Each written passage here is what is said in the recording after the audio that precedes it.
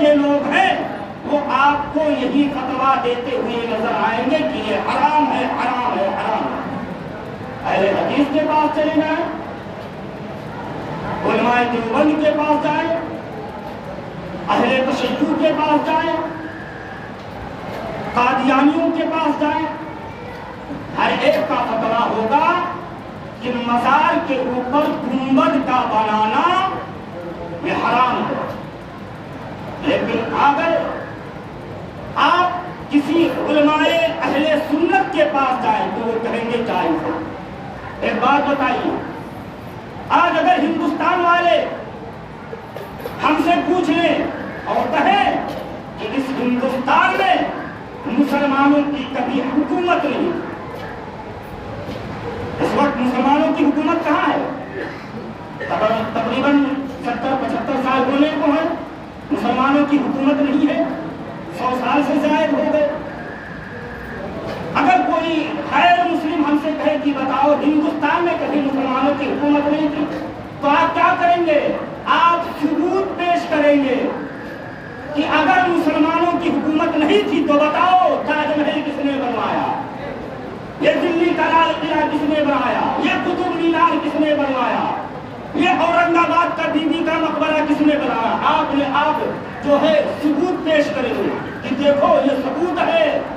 یہ جیتا جاگتا ثبوت ہے کہ ہندوستان میں کبھی مسلمانوں کی حکومت تھی۔ ٹھیک اسی طرح سے آج اگر مزاروں کے اوپر گنبد بنانے کی بات کی جائے تو 1857 سے پہلے، یاد رکھیں 1857 سے پہلے آپ ہندوستان کی تاریخ میں دیکھیں، یہ علماء اہل سنت اور شیعہ کے علاوہ دوسرا کوئی فرقہ نہیں ہوتا، کوئی مذہب نہیں ہوتا۔ یہ دنیا آج ہندوستان میں اور دنیا میں جتنے فرقے پیدا ہوئے 1857 کے بعد پیدا ہوئے، یہ نئی نئی دکانیں ہیں۔ لیکن اگر آپ دیکھیں گنبد خضرا جو آقا کریم صلی اللہ تعالیٰ علیہ وسلم کے مزار کے اوپر بنا ہوا ہے، تقریباً 700 سال کا زمانہ گزر گیا، 700 سال پہلے وہ گنبد خضرا بنا تھا۔ آج اگر آپ دیکھیں، اب پوچھیں کہ اے گنبد خضرا تجھے بنانے والے کون لوگ تھے؟ اہل سنت والجماعت تھے یا کوئی اور فرقے کا انسان تھا؟ تو گنبد خضرا کہتا ہوا نظر آئے گا کہ یہ اور اہل سنت کے علاوہ اور جتنے فرقے کے لوگ ہیں وہ تو گنبد کو بنانا حرام کہتے ہیں، ہمیں اگر کسی نے بنوایا ہے تو وہ اہل سنت والجماعت کا راستہ ہے، اور یہی پرانے لوگ ہیں، یہی پرانا راستہ ہے، یہی پرانی جماعت ہے، اس جماعت سے کوئی نہیں ہٹا۔ آج جتنے لوگ اپنے آپ کو دوسری جماعت، چاہے وہ اہل حدیث ہو، وہابی ہو، دیوبندی ہو، جتنے لوگ، حالانکہ میں برائی کی غرض سے نہیں کہتا، میں صرف اس لیے عرض کرتا ہوں کہ آپ کو حقیقت کا آئینہ دکھا سکوں۔ جتنے فرقے کے لوگ ہیں وہ سب کے سب اہل سنت والجماعت سے کٹ کر کے لوگ۔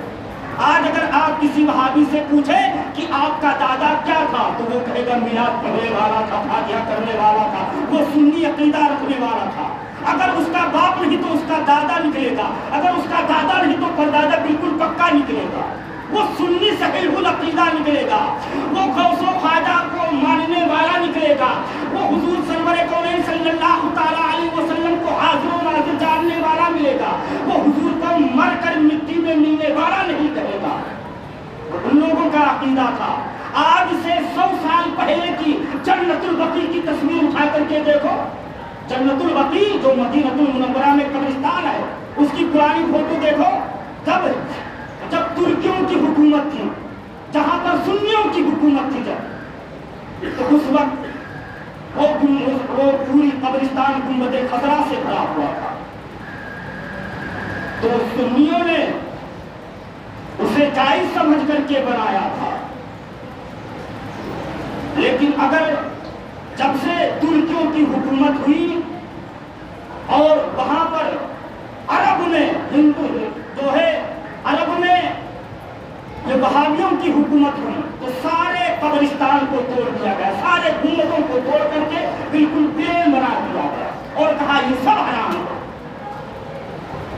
बताओ یہ جو 1857 کے بعد جو فرقہ پیدا ہوا، یہ نئی نئی جو دکانیں کھلی ہیں، یہ نئے نئے لوگ حق کے راستے پر ہیں، یہ سچے ہیں یا آج کے 700-800 سال پہلے کے لوگ ہیں؟ یقیناً آج دیکھے حضرت خواجہ غریب نواز کا زمانہ 800 سال گزر گیا، حضرت سید سالار مسعود غازی کا زمانہ 1000 سال گزر گیا، 1000 سال پہلے ان کے مزار پر جو ہے گنبد خضرا بنایا گیا تھا۔ اگر آج وہابیوں کی حکومت ہوتی وہ کہتے تو سب حرام ہے، یہ بنانا جائز نہیں ہے، تو اس کا مطلب یہ ہوا کہ جو حق کا راستہ ہے وہ پرانے زمانے میں سب سے اول میرے آقا کا، پھر صحابہ کرام کا، پھر تابعین کا، پھر تبع تابعین کا، پھر ان کے بعد کے لوگوں کا، یعنی تبع تابعین کے بعد جن جو لوگ تھے وہ ان کا راستہ اصل راستہ تھا، ان کا راستہ حقیقت کا راستہ تھا۔ تو وہ لوگ مزاروں کے اوپر جو گنبد بنائے تھے، تبع تابعین کے بعد کے لوگ جو مزاروں کے اوپر گنبد بنائے تھے وہ جائز سمجھ کر کے بنائے، لیکن آج کا یہ فرقہ باطلہ کہتا ہے کہ یہ سب حرام ہے۔ اللہ تبارک و تعالی ہمیں حق دیکھنے اور حق سننے اور اس پر عمل کرنے کی توفیق عطا فرمائے۔ تو آج سوشل میڈیا پر ہمارا نوجوان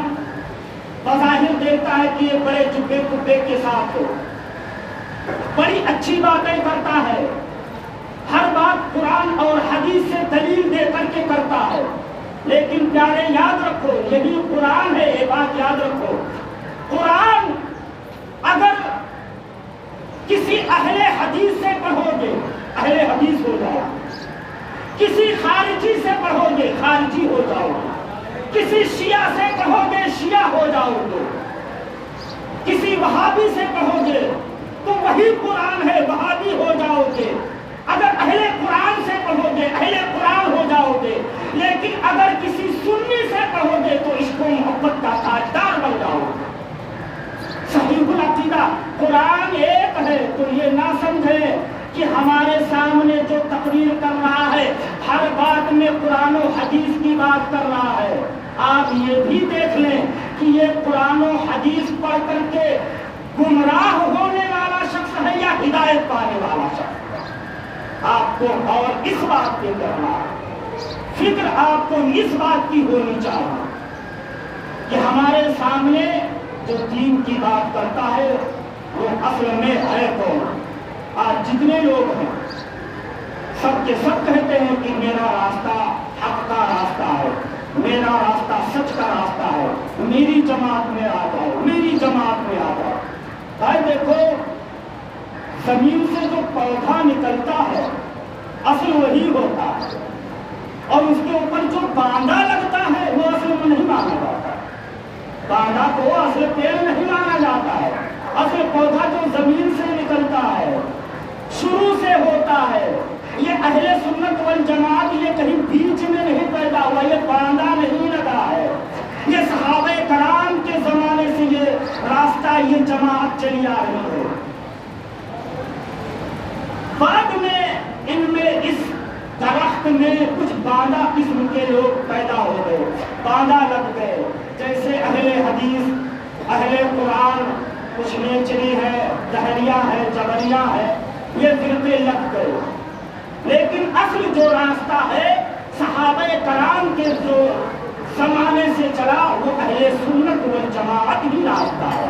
آپ اہل سنت والجماعت کو اپنائیں، اور یہ بھی نہیں کہتا میری بات پر نہ جائیں، آپ خود غور کریں اور فیصلہ کریں کہ محبت اور ادب کس کے نزدیک زیادہ ہے۔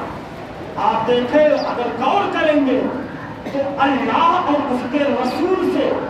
جتنی محبت اور جتنا ادب اس جماعت میں ہے اور کسی جماعت میں نہیں پایا جاتا،